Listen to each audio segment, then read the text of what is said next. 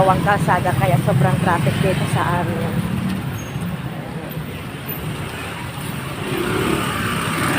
Ito tayo pala. Trip ko mag-ulam ng paa ng manok. Adidas. Trip ko mag-ulam nun.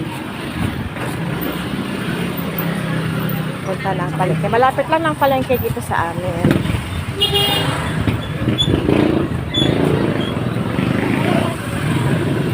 Tayo ng palengke. Ginagawa kasi yung kalsada, pinapataas yata. Ayan.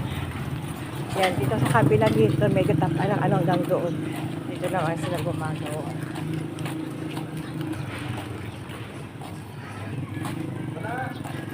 Trip ko mag-ulam ng Adidas eh.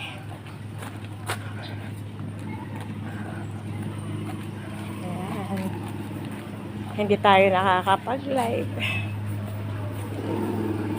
Uso ng tricycle. Pero iba-ibang fairness, iba-ibang tricycle yung nila dito.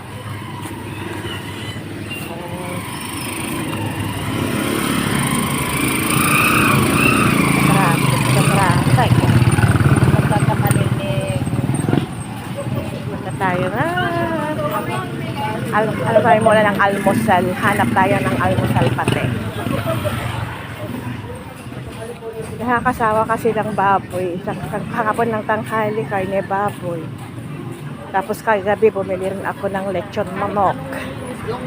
Ngayon, gusto ko yung paa ng manok. Ang ulamin. Ito lang ang buhay ng Pilipinas. Pero ilan days na lang. Ang bilis ng araw. Makakalahati. Nakalahati. Ano na ba? Diba? 15. Nakalahating na buwan na tayo. So ilan days na lang. Diba? Babalik na rin ako ng Singapore. Babalik na rin ng Singapore. Diba?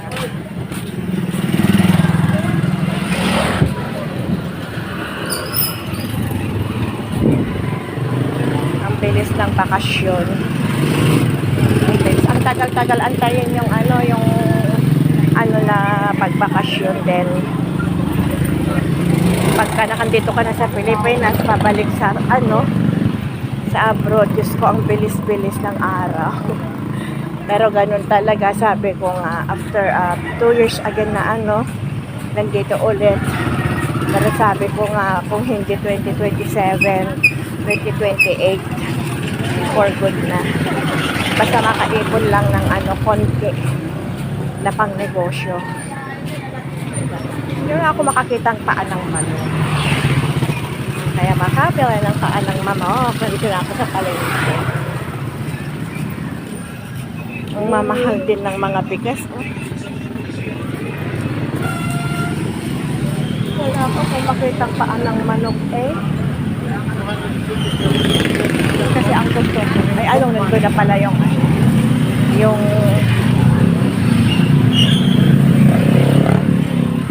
kayang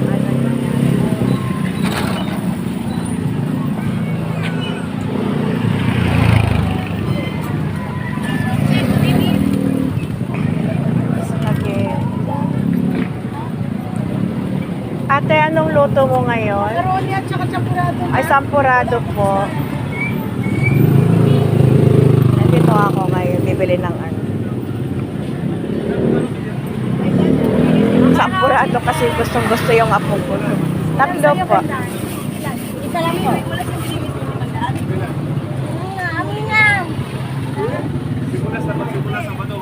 Daanan ko na lang yung sampurado. Ano po?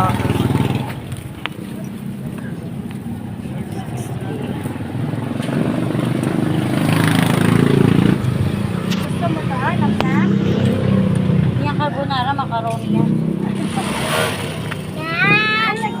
Ano ba yun ang carbonara ko? Hindi ba po? Ay, naku, masarap ang carbonara. Tatlo akin, pero iwan ko muna. Okay. Sige na. Sampurado po.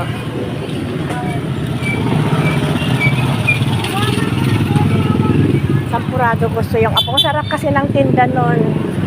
Bibili ka ng iba, ayaw yung apo ko. Wala talaga ako makita na paanang manok dyan. Kaya makabili ng paanang manok.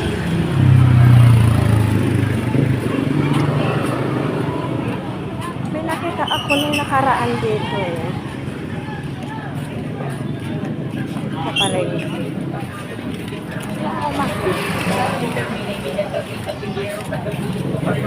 Siguro maaga pa kasi. Alas 7 pa lang eh.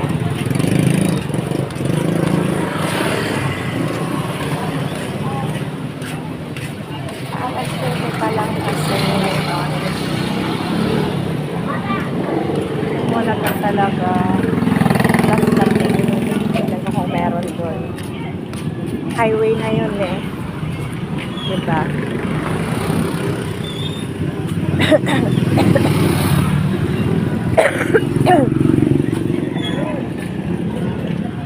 Try siya doon.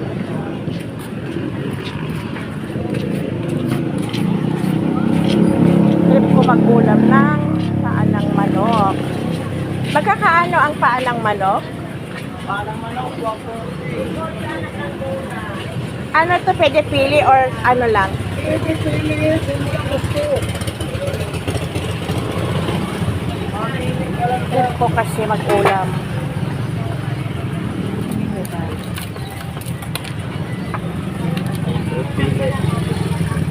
Ito na naman ang mamimiss natin pagka ano. Pero sa $5 ang isang kilo to. Parang ganun din, mas mura pa rin dito kasi 140 ang isang kilo. Pero kung i-convert mo sa peso yung yung $5 doon ang isang kilo.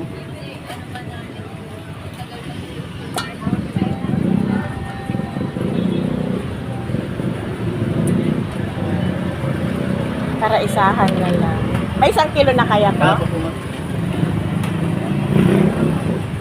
Diyan sa atay ninyo, magkano isang kilo?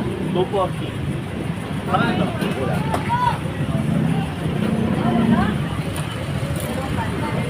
Eto, meron na ba? Wala pa. Lagyan yung bote.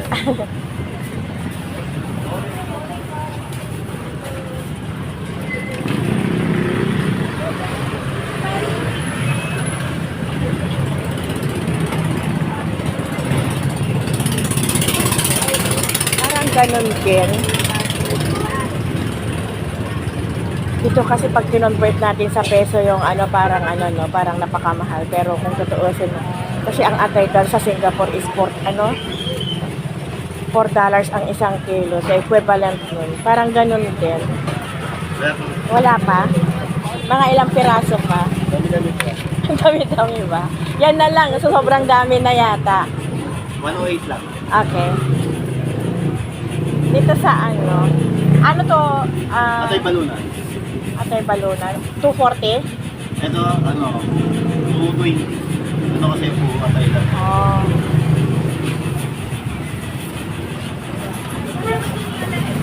Dito hindi na pwedeng pili.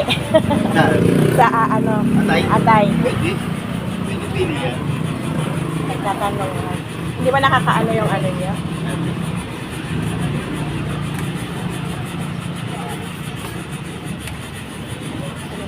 Diba?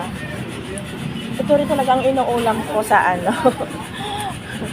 pag nag-trip ako nagluto doon. Kaya sabi nga yung tenant namin, ano yan? Hindi daw nila kinakain. Sabi ko sa Pilipinas kasi sabi ko napakasarap to. Ang gagawin ko dito na luto is, ayan na lang po.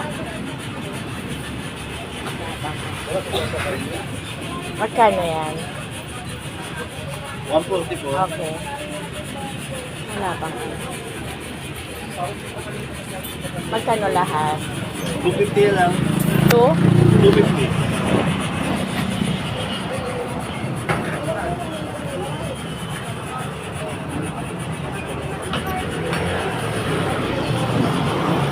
Ayan, di ba nakabili na tayo. Ang kinaigihan lang kasi dito sa amin, malapit ang palengke. Parang ganun din, kahit equivalent mo, 140 isang kilo nito. $5 doon. Parang ganun din, 200 ano, 230. Diba? Kahit i-convert mo sa peso. Pero magkaya. Parang ganun din. Pero parang sa atin kasi parang ang mura, no? Pagka dollar lang yung inaano natin. Parang napakamura. Okay.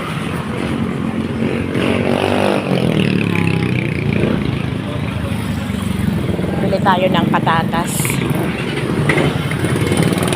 Bili tayo ng patatas.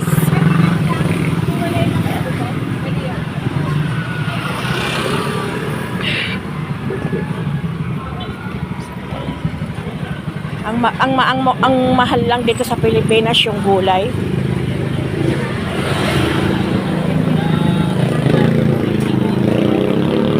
Sobrang mahal.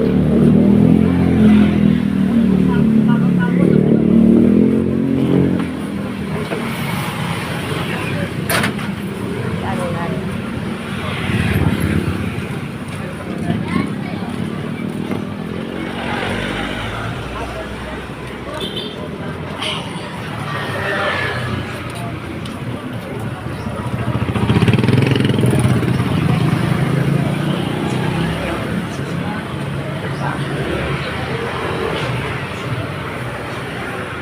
Upload lang tayo muna ngayon kasi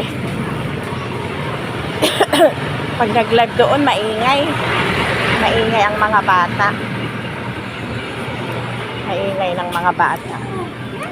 Mamaya na nga. Kung makita ang patatas, 80 lang yan. Wala nga po. kunin ko na te.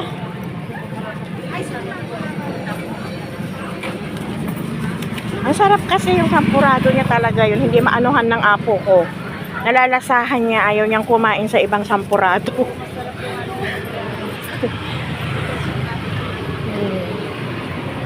Nalalasahan yung apo ko.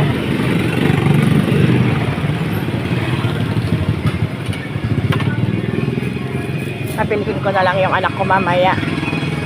Yan. Tumipalengke. Diba? Upload lang tayo. Ay, red egg. Babayaran mo sa utang para makuha mo.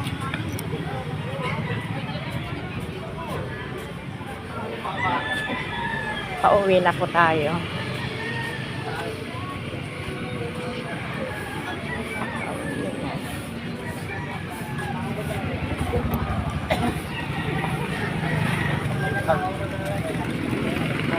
Hanggang mamayang hapon naman na yung ulam.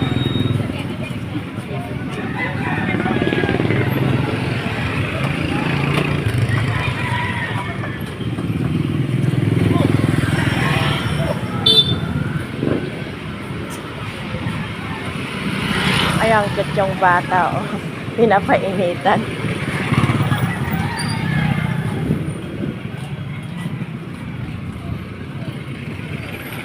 Tawid na tayo. Uso na rin talaga dito ang mga ukay. Ang dami, oh. Sana inukay ko na lang yung mga pinamigay ko, ano. Nag-alongkat ako ng mga damit ko, eh. Diyos ko, ang dami kong pinamigay. Ang dami kong pinamigay na mga damit. Kasi nagbawas ako dun sa ano, kasi sobrang dami. Ayan, ukay din doon. Usong-uso ng mga ukay. Mga sinyelas. Diba? Uso-uso. Uwi na.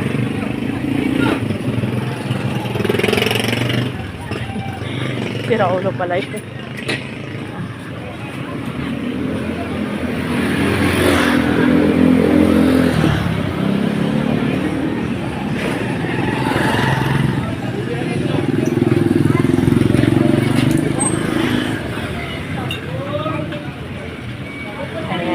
Naglilinis sila. Mga tupat O kaya nga siguro kayo, to. aalis na kayo. Anak. Mga tupat siguro. Mga... Ano yan? May mga bukay siya, oh. Tilapia. Saan nakuha na tilapia na po yan? Binangunan yun. Oo. Magkano daw kilo? Kuya, magkano raw kilo? Hindi lasang giling ba yan?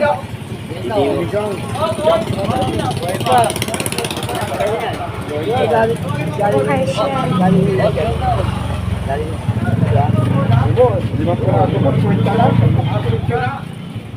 Makalasa. Tanungin ko muna yung mga bata. Kasi mura eh. Salangin ko na lang yung mga bata.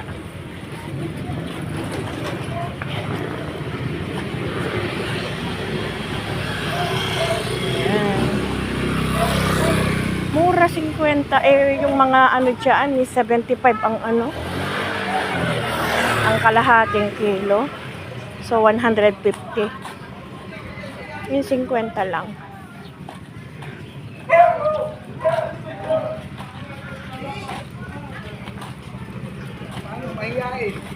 Hindi na, sa buwan hindi ka na ikon yan. Ito pa, wala tayong ulam ngayon. Ayan. Parating na tayo.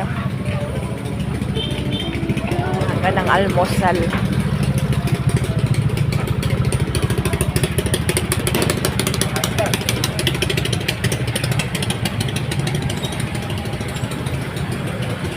Hindi ko na kasi ano na kasi naka-live ako eh. Ay naka-video ako.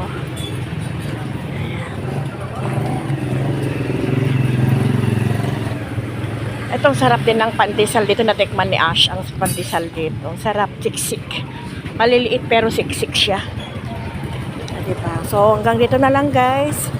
Mamaya ulit. Bye-bye.